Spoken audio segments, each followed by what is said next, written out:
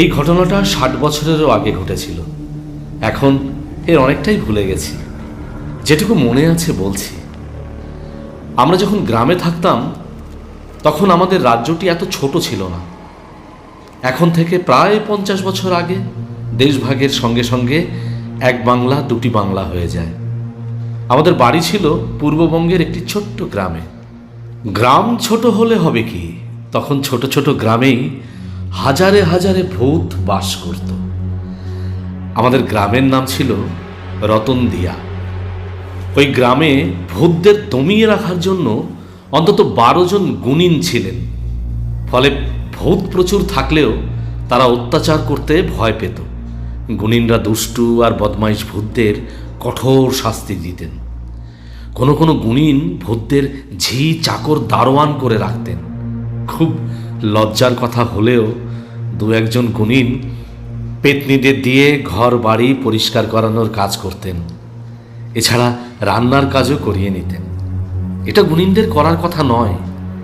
যাই হোক, এক একজন ছোট গুণিন 16টা করে ভূত পেতনিকে বেগার খাটাতে পারতেন।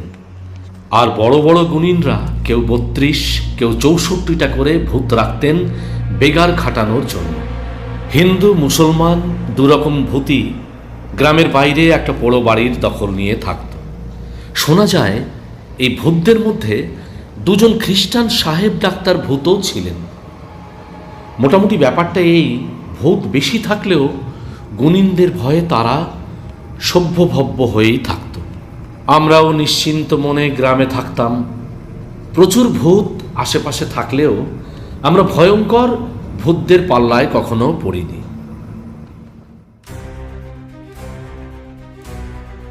নমস্কার বন্ধুরা, আমি শ্রেয়া। আপনারা শুনছেন ভয়ে ভয়ঙ্কর ইউটিউব চ্যানেল এবং মৃণাল দেবনাথ ফেসবুক পেজের স্যাটারডে ডাস্কের অনুষ্ঠান। আজ পরিবেশিত হচ্ছে টান টান উত্তেজনায় ভরা একটি রহস্যাবৃত গল্প, রতন দিয়ার ভূত। লিখেছেন হিমানীশ গোস্বামী। গল্প পাঠে মৃণাল দেবনাথ ও সুদীপ্ত বন্দ্যোপাধ্যায়। মিউজিক দীপরাজ। শেষ পর্যন্ত শুনতে থাকুন আজকের আমাদের রহস্যাবৃত গল্প, রতন দিয়ার ভূত।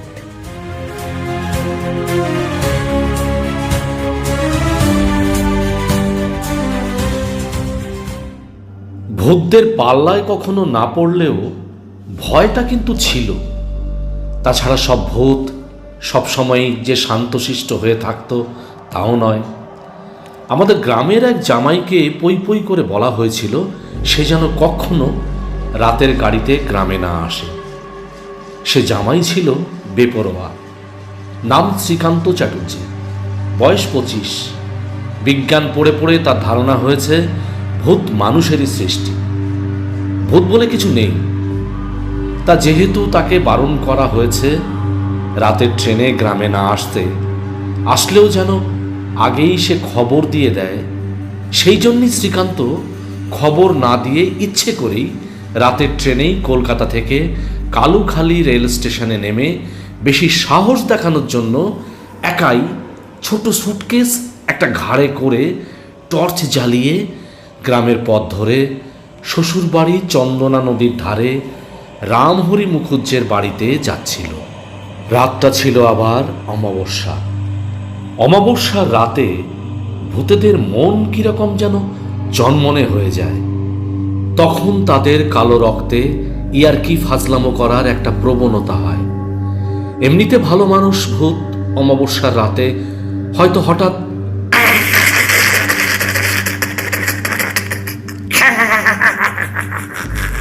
এরকম খ্যা খ্যা করে হেসে ওঠে। সম্পূর্ণ অকারণ সে হাসি, কোনো দরকারও নেই, তবু হাসি। অথবা ইনিয়ে বিনিয়ে কান্না।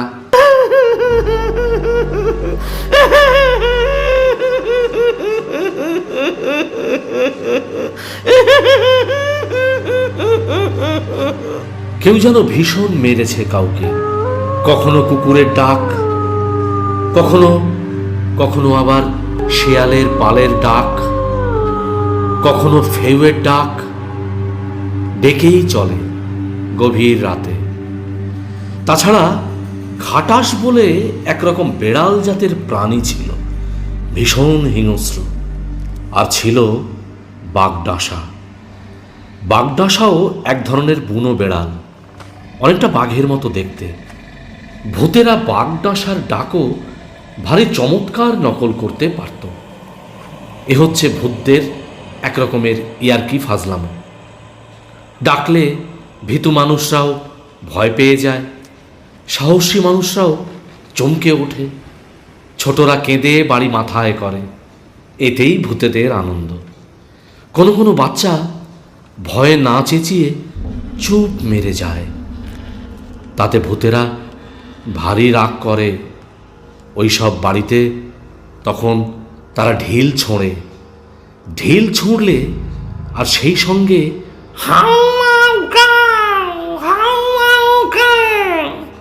এরকম করলে বাচ্চারা ফুঁপিয়ে কাঁদে, কেউ কেউ আবার গা গা করে চিৎকার করে।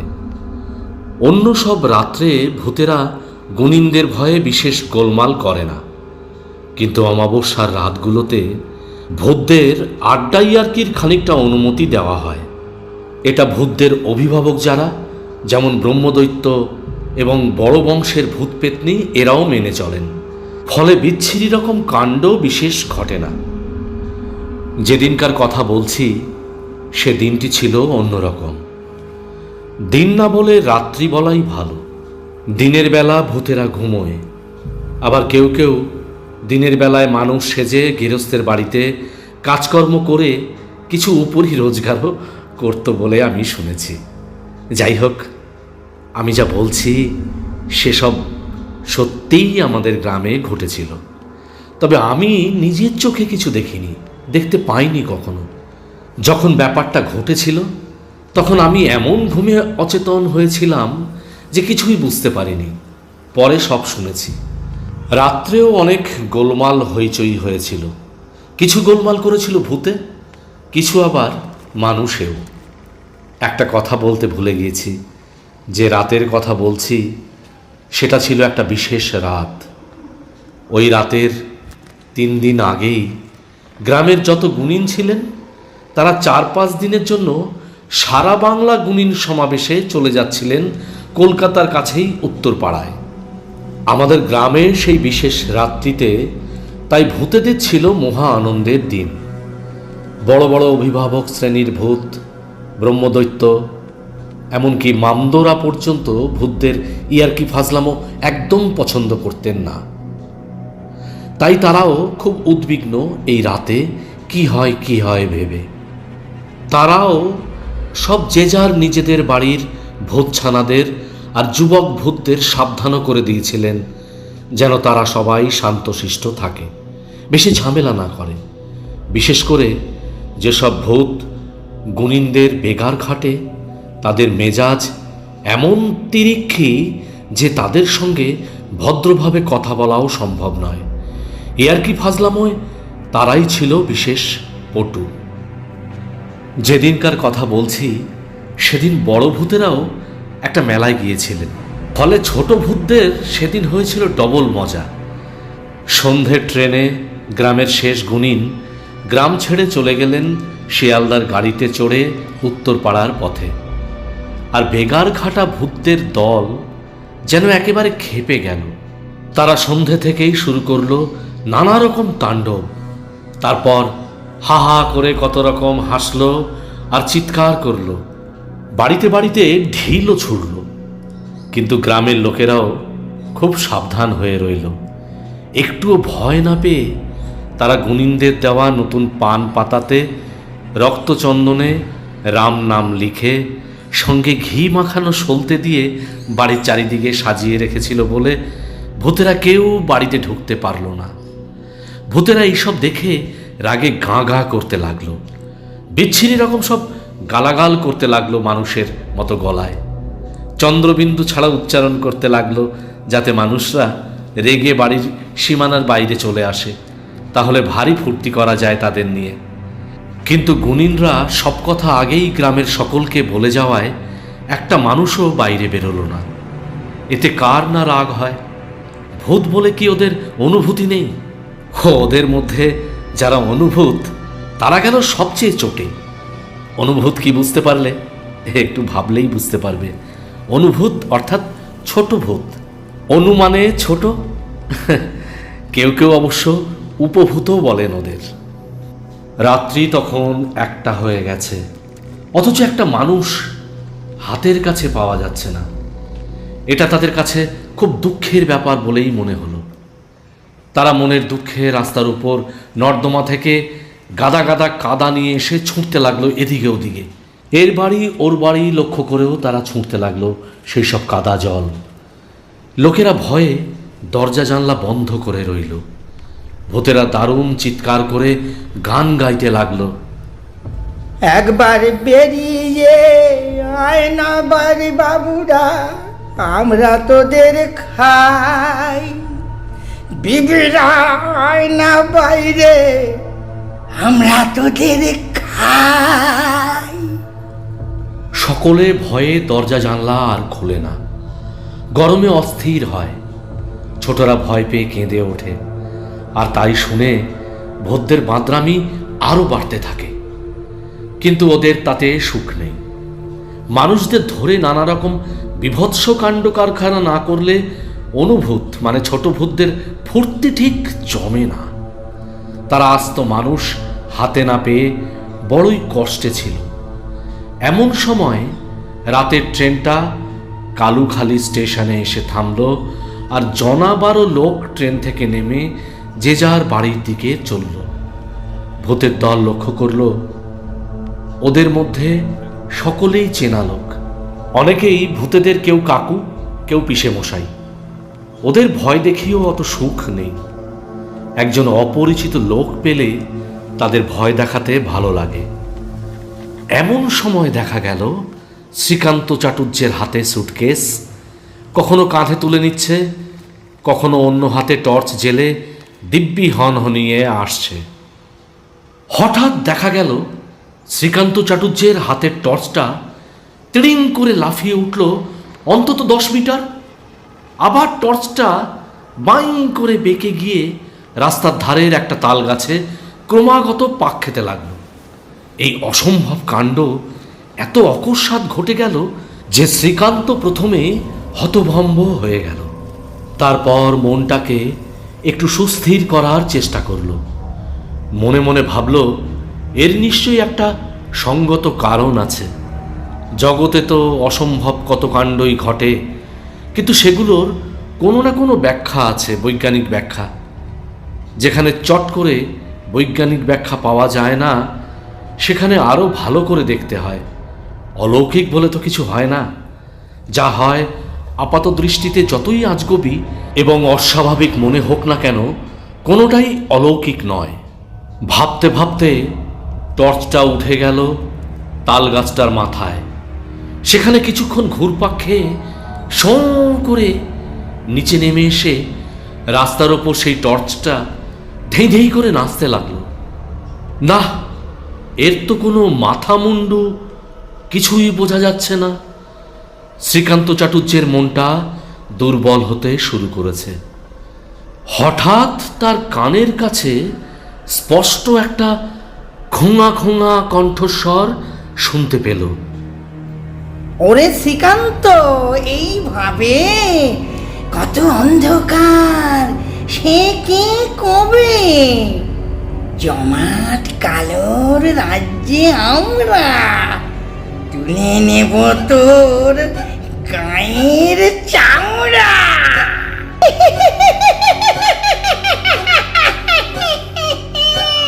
ছড়া কেটেই কি বিটকেল হাসি হাসতে লাগলো একটি ভূত। সে হাসি শুনলে হৃৎপিণ্ডের ক্রিয়া প্রায় বন্ধ হয়ে যাবার জোগাড়।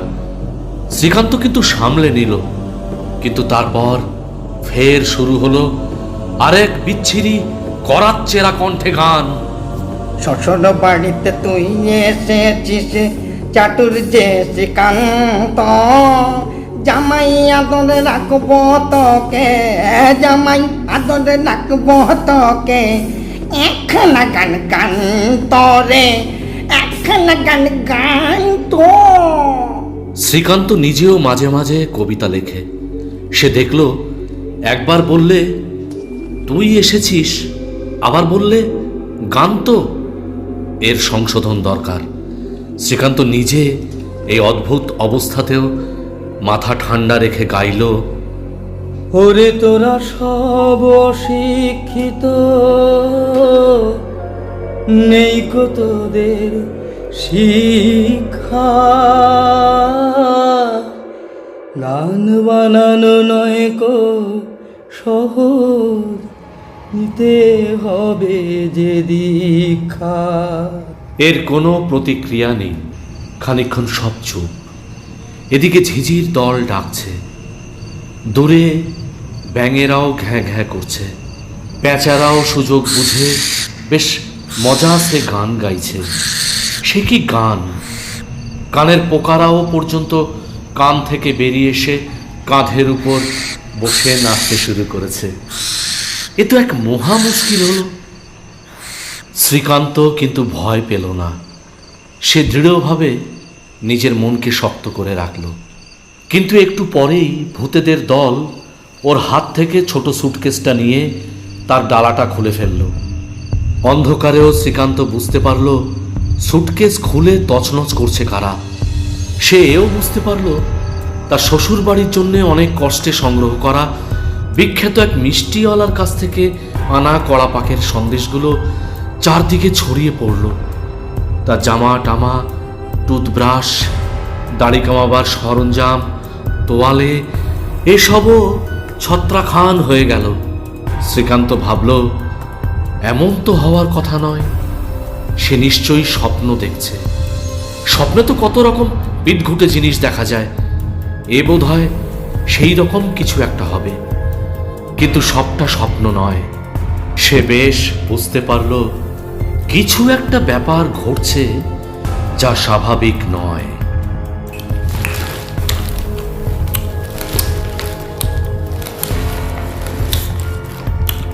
এরপর চারদিকে কচমচ খচমচ আওয়াজ হতে লাগলো।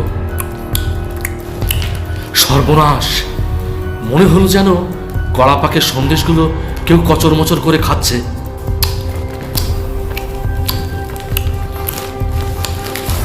এদিকে তার টর্চটা, যেটা এতক্ষণ এদিক ওদিক ঘুরছিল, সেটাও স্থির হয়ে পড়ে আছে রাস্তায়।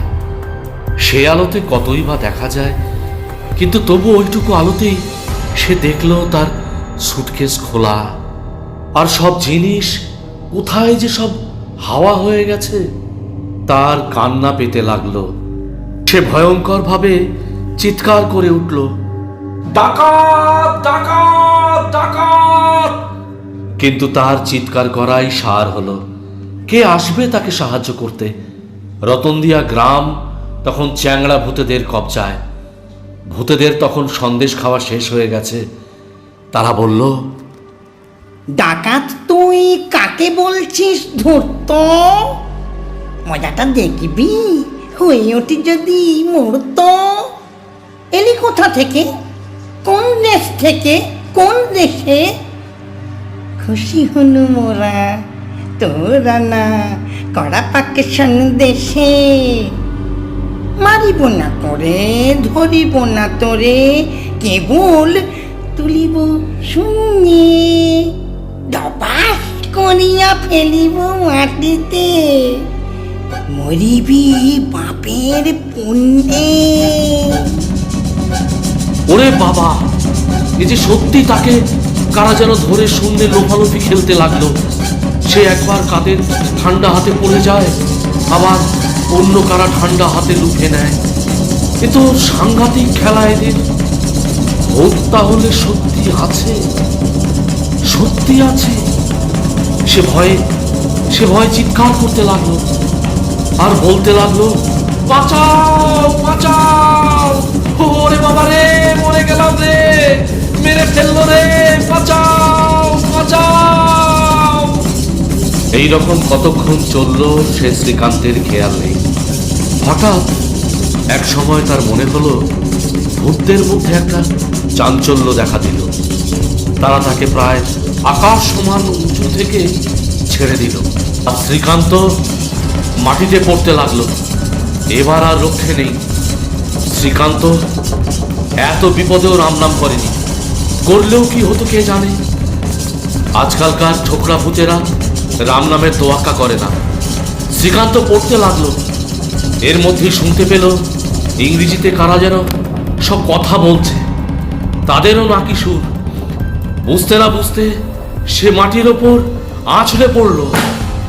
সে বুঝতে পারল তার হাড়টার সব ভেঙে গেল। পরে তার আর জ্ঞানই রইল না।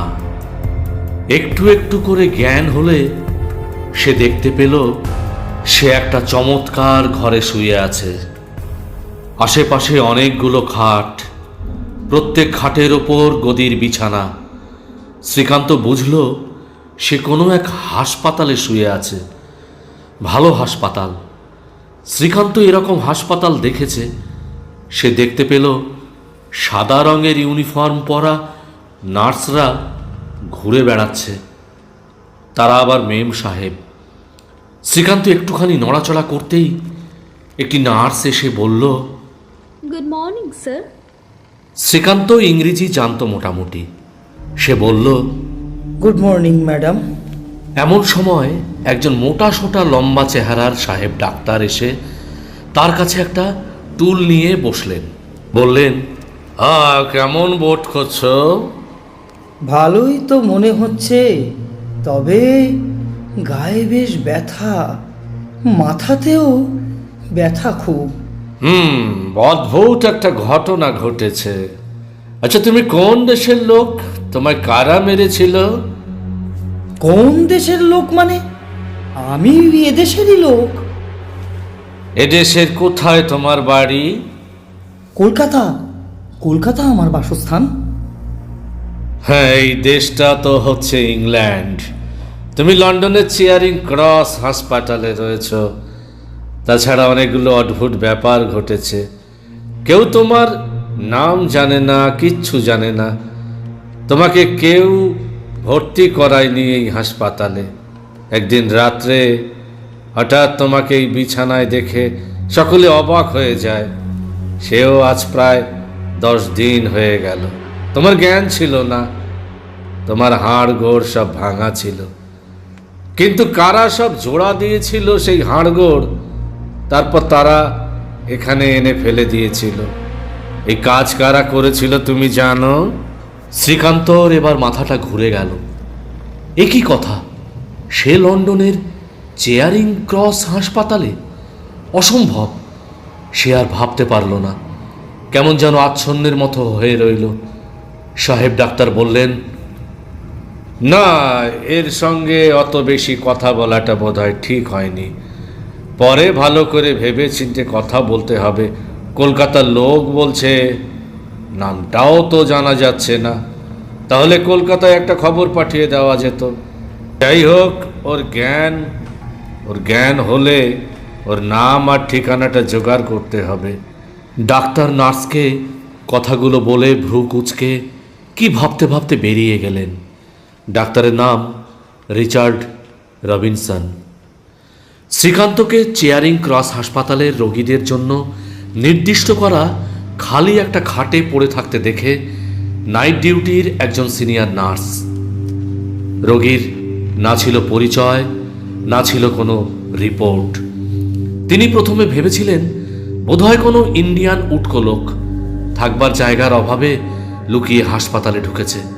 পরে পরীক্ষা করে দেখেন লোকটি সারা গায়ে নানা রকম আঘাতের চিহ্ন। লোকটি সম্পূর্ণ অজ্ঞান। তারপর নানা কৌশলে তার এক্স-রে করে দেখা যায় তার অসংখ্য হাড় ভাঙা, তবে সেগুলো সেট করা হয়েছে ঠিকভাবেই। এটা ভারী আশ্চর্যজনক ব্যাপার বলে তাদের মনে হয়। চামড়া না কেটে বাইরে থেকে এমনভাবে হাড় জোড়া দেওয়া সম্পূর্ণ অসম্ভব। বিশেষ করে যেসব হাড় ভেঙে ছোট ছোট টুকরো হয়ে গেছে, সেগুলো বাইরে থেকে সেট করা যায় না। এই নিয়ে চারিদিকে হইচই পড়ে যায়। শ্রীকান্তকে বিশেষ রোগী হিসেবে চিহ্নিত করা হয় এবং তার জন্য একটা মেডিকেল টিমও গঠন করা হয়। অনেক বড় বড় বিশেষজ্ঞ ডাক্তারের পরামর্শের পর চিকিৎসার ব্যবস্থা করা হয়। তাতে সে দ্রুত সেরে উঠতে থাকে। দুদিন আগে তাকে অজ্ঞান অবস্থাতেই দাঁড় করানোও হয়। খবরের কাগজের লোকেরাও এই বিস্ময়কর রোগীকে নিয়ে যথেষ্ট কৌতূহল দেখায়, কিন্তু লোকটির পরিচয় কেউ বার করতে পারে না। কলকাতায় বাড়ি এটা শুনে কলকাতায় খোঁজ করেছিল পুলিশ, কিন্তু পুলিশ ওপর খোঁজ খবর নিয়ে জানিয়েছিল তারা ঠিক ধরতে পারছে না। লোকটির নাম জানলেও একটা চেষ্টা করা যেত। কলকাতা থেকে রোজ কম লোক তো নিরুদ্দেশ হয় না। এরপর চলতে লাগলো অপেক্ষা আর চিকিৎসা। আস্তে আস্তে শ্রীকান্ত প্রায় সম্পূর্ণ সুস্থ হয়ে উঠল, কিন্তু অসুবিধে তারও ছিল। সে তার নিজের নামটাই আর মনে রাখতে পারল না। সে কেবল বলতো, আমার বাড়ি কলকাতা। ব্যাস। এইভাবে চলল আরো 2 মাস। রোগী সম্পূর্ণ সুস্থ। এক্সরে করে দেখা গেছে হাড়গুলো সবই বেমালুম জুড়ে গেছে। চামড়ায় যেসব কাটা ছেঁড়ার দাগ ছিল সেগুলো মেলালো না, তবে অনেকটা স্বাভাবিক হয়ে গেল। এখন হাসপাতাল কর্তৃপক্ষের সমস্যা হলো একজন সুস্থ সবল লোককে কোথায় পাঠানো হবে। হাসপাতালে রাখা চলবে না একেবারেই। সুস্থ লোককে হাসপাতালেও রাখা যায় না। মানসিক রোগের হাসপাতালে পাঠানো হয়তো যায়, তার স্মৃতিশক্তি ফেরানোর চেষ্টা করা যায়। শ্রীকান্ত নিজেও কেমন যেন হয়ে পড়ল। তার নাম কি সে নিজেই জানে না, কেবল সে জানে তার বাড়ি কলকাতা। হাসপাতাল কর্তৃপক্ষ অবশেষে স্থির করলেন ওকে জাহাজে করে কলকাতায় পাঠিয়ে দেওয়া হবে। সেখানে ওকে নিয়ে গাড়িতে করে কলকাতার রাস্তায় রাস্তায় পাড়ায় পাড়ায় ঘুরিয়ে আনলে তার হয়তো স্মৃতি ফিরে আসতেও পারে। অনেক টাকারও দরকার। সে সমস্যা সমাধানের চেষ্টা হচ্ছে। সব ব্যবস্থা পাকা। যেদিন সকালে ট্রেনে টিলবেরি ডকে যাওয়ার কথা, একজন যাবে তার সঙ্গে। তার আগের রাত্রে হলো এক অদ্ভুত কাণ্ড। হঠাৎ রাত 2টো নাগাদ কর্তব্যরত নার্স শ্রীকান্তের বেডে এসে দেখল রোগী উধাও। খোঁজ খোঁজ, রোগী কোথাও নেই। ভারী আশ্চর্যের ব্যাপার। হাসপাতালের দরজা বন্ধ, রোগী গেল কোথায়? চাঞ্চল্য পড়ে গেল চারিদিকে। পুলিশ নানা সম্ভাব্য এবং অসম্ভাব্য অনেক জায়গা খুঁজেও তার চিহ্ন পেল না। রতনদিয়ায় এক আশ্চর্য ঘটনা ঘটল এর পরেই। শ্রীকান্তকে পাওয়া গেল তার শ্বশুরবাড়ির একটা ঘরের মধ্যে ভোরবেলায় ঘুমন্ত অবস্থায়। শ্রীকান্তকে ওখানে ওইভাবে ঘুমিয়ে থাকতে দেখে ফের চাঞ্চল্য। সমস্ত গ্রাম দেখতে এলো শ্রীকান্তকে। কালুখালু স্টেশন থেকে তাকে নামতে দেখেছে কয়েকজন, সেই 3 মাস আগের ওই বিচ্ছিরি ওই রাতে। তারপর পাওয়া গেছে তার ভাঙা সুটকেস আর ছড়ানো সব জিনিসপত্র, রক্তের দাগ, ধস্তাধস্তির চিহ্ন। কেবল মানুষটাই হয়ে গেল নিরুদ্দেশ। সর্বত্র নেমে এসেছিল শোকের ছায়া। তারপর দিনের পর দিন গেল, অথচ শ্রীকান্তর হদিশ পাওয়া গেল না। তখন সকলে ধরেই নিল শ্রীকান্তকে ভূতে খেয়েছে, কেননা সে রাত্রে ভূতেদের নানা চিৎকার আর হল্লা শোনা গিয়েছিল। ভূতেদের বিচ্ছিরি সব ছড়াও শুনেছিলেন বহু মানুষ।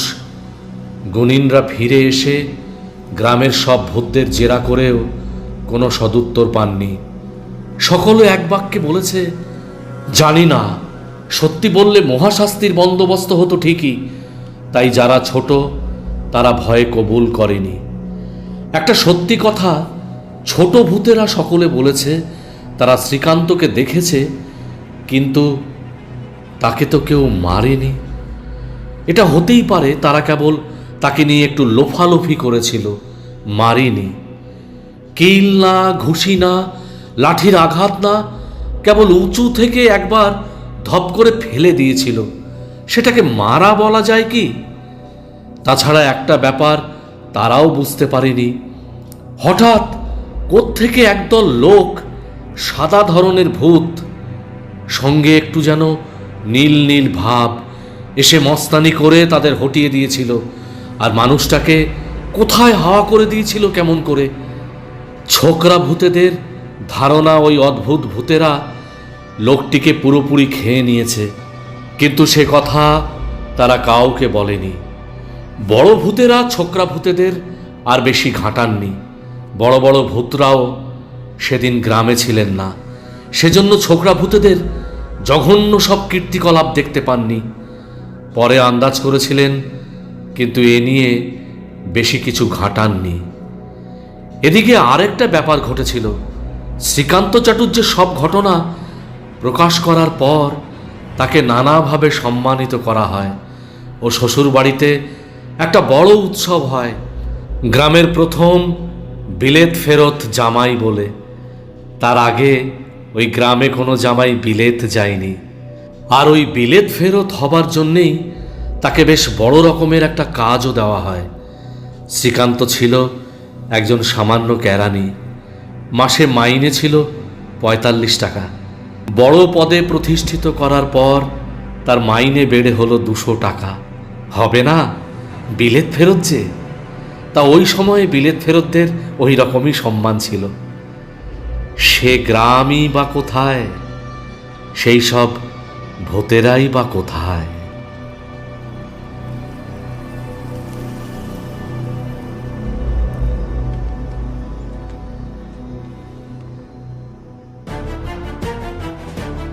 শেষ হলো আমাদের আজকের গল্প। কেমন লাগলো কমেন্টে জানাবেন। রোমাঞ্চ রজনীর প্রতিটি পর্বে আমরা পরিবেশন করছি স্বনামধন্য লেখকদের রহস্যাবৃত একদম নতুন গল্প। মৃণাল দেবনাথ ফেসবুক পেজটি ফলো এবং ভয়ে ভয়ঙ্কর ইউটিউব চ্যানেলটিকে আপনারা অবশ্যই সাবস্ক্রাইব করে অল নোটিফিকেশনস করে রাখুন। রহস্য রোমাঞ্চে ভরা একদম নতুন গল্প নিয়ে আসছি আগামী পর্বে। ধন্যবাদ।